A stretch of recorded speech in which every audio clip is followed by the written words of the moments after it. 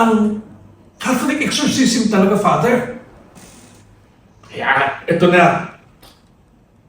A Catholic exorcism is a specific form of prayer.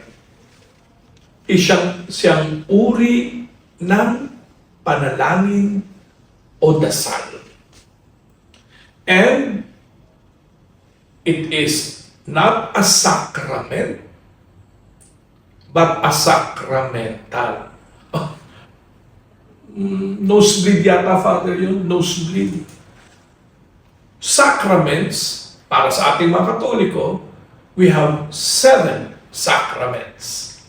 Alam na natin yan. So yung exorcism, hindi kasama doon.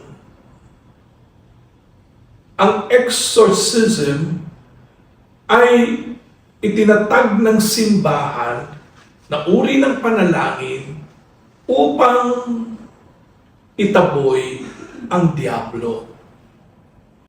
Hindi siya sakrament.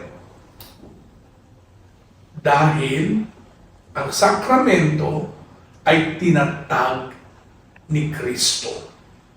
Ang sacramental ay panalangin o mga gawaing itinatag ng simbahan upang tulungan ang tao na makamit ang grasya at biyaya ng Diyos.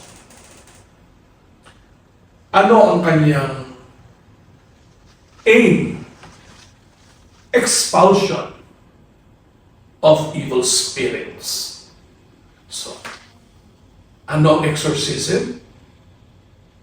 Ito ay panalangin ng simbahan sa Panginoong Diyos upang itaboy ang kapangyarihan ng kadiliman. Maliwanag? Oh, mahalin mo si Kristo, lalayo ang diablo. Perfect love casts out fear.